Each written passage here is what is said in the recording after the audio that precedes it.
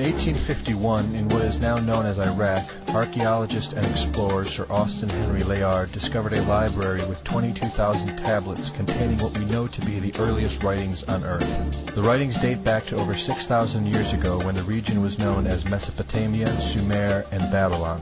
Amongst these vast writings is a story which mirrors the book of Genesis in the Bible. It tells a story of a great flood which reshaped the face of the planet Earth and all of her inhabitants. It tells a story of a tower built and the creation of the spoken word.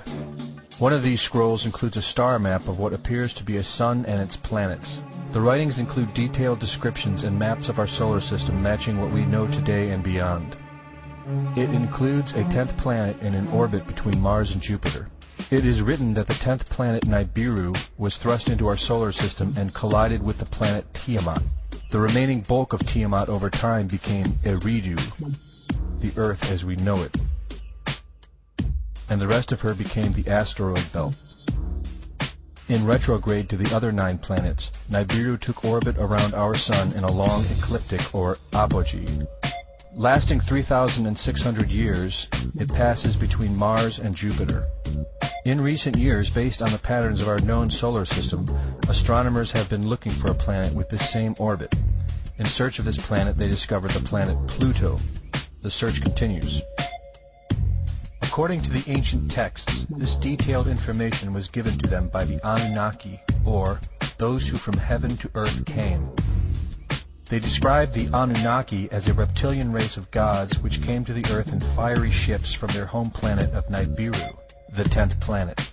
It is written that these Anunnaki came to the earth to mine gold and other elements to serve in protecting the atmosphere of their distant home planet. After a workers' revolt, the Anunnaki rulers began to genetically alter Cro-Magnon man to create a slave race, resulting in the human race. It was said that we were created by the gods in clay vessels. It is written that man was forbidden to depict the Anunnaki in their actual form. Just prior to the Great Flood, the bulk of the Anunnaki would return home, leaving numbers of them behind to watch over the earth. Anu was king. Assigned to Anu to heed his instructions. 300 in the heavens he stationed as a god. The ways of earth to define from the heaven. And on earth 600 he made reside. After he all their instructions had ordered, to the Anunnaki of heaven and of earth, he allotted their assignments. This story of reptilian gods from the heavens creating man is not at all uncommon. It in fact can be found in most every region of our planet. In Japan, emperors claim descent from dragon gods who came from the sky. Australian Aborigines teach of a reptilian race which lives underneath the earth and governs over men. They believe they are descendants of a race of dragon human. China teaches the serpent queen Nukua interbred with man. India calls these reptilian gods Nagas and claim they seeded their royal families. Throughout the Middle East, it is believed a serpent race created man. The book of Genesis tells of giants who came from the heavens to breed with the daughters of man. They are called the Nephilim. In Africa, they call them Chitauri, children of the serpent.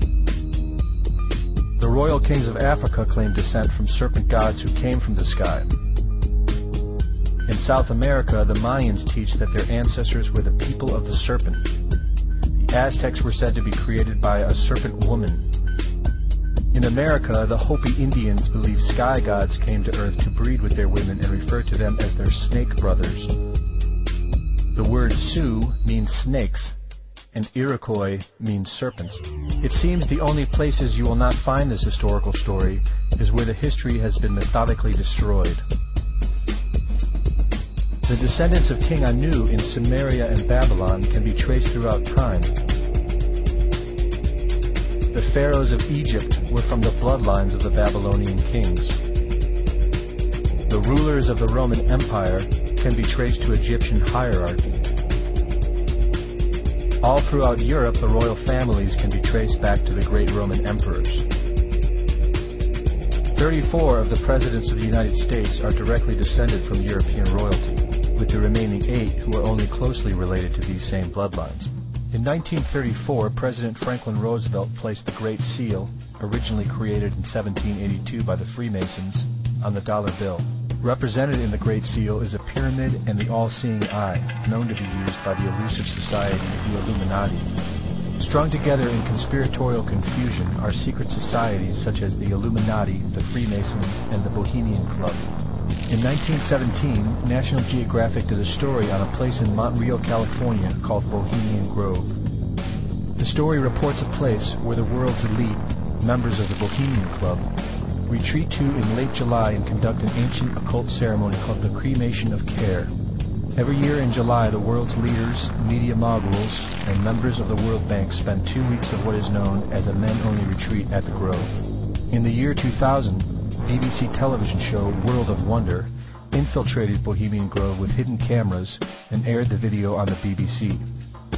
The video shows the large mass of men donning red and black robes and once again conducting the Cremation of Care ceremony. The altar is at the base of a 200-foot owl, the Babylonian symbol of the god Moloch, the god of human sacrifice. In the video, a body is delivered upriver to the altar where it is set on fire. Upon being aired, members of the Bohemian Club reported that the ceremony is a put-on, merely done for entertainment and fun. This history tells a story of our world leaders having a deep involvement in satanic tradition, worshipping our reptilian overlords, the serpent gods.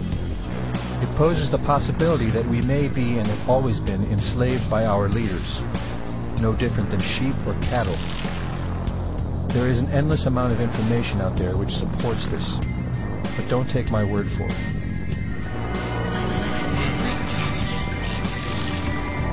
Well, son, a funny thing about regret is that it's better to regret something you have done than to regret something you haven't done. By the way, if you see your mom this weekend, be sure and tell her, Satan! Satan! Satan!